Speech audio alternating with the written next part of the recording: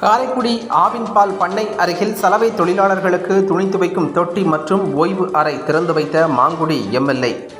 சிவகங்கை மாவட்டம் காரைக்குடி கழனிவாசல் பகுதியைச் சேர்ந்த சலவை தொழிலாளர்கள் தங்களது வாழ்வாதாரத்திற்கு ஒருங்கிணைந்த சலவை துணி துவைக்கும் தொட்டி மற்றும் ஓய்வு அறை கட்டித்தர கோரி மாங்குடி எம்எல்ஏவிடம் கோரிக்கை வைத்தனர். இதனைத் தொடர்ந்து காரைக்குடி சட்டமன்ற உறுப்பினர் மேம்பாட்டு நிதி 10 லட்சம் ரூபாய் மதிப்பீட்டில் கழனிவாசல் சிறுவயல் ரோடு ஆவின் பால் பண்ணை அருகில் சலவை தொழிலாளர்களுக்கு துணி துவைக்கும் தொட்டிகள் மற்றும் ஓய்வறை கட்டும் பணி நடைபெற்றது.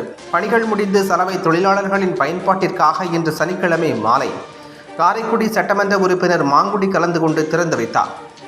இந்நிகழ்ச்சியில் அரசு வழக்கறிஞர் பாலசுப்ரமணியம், சாக்கோட்டை முன்னாள் ஒன்றிய councillor Chockalingam, lion Kannappan, PLR, இயற்கை நடேசன், KK கணேசன், உதயா ரவிச்சந்திரன், வர்த்தகணி காங்கிரஸ் தலைவர் ஜெகபிரகாஷ், சங்கராபுரம் முன்னாள் கவுன்சிலர் கணபதி, முருகேசன், ராஜேஷ், ரயில்வே தட்சிணாமூர்த்தி மற்றும் தலைவர் செல்லையா, செயலாளர் சுந்தர குணசேகரன், பொருளாளர் செல்வகுமார், ஒருங்கிணைப்பாளர் கண்ணப்பன் மற்றும் சங்க உறுப்பினர்கள், சலவை தொழிலாளர்கள், பொதுமக்கள் உள்ளிட்ட ஏராளமானோர் கலந்து கொண்டனர்.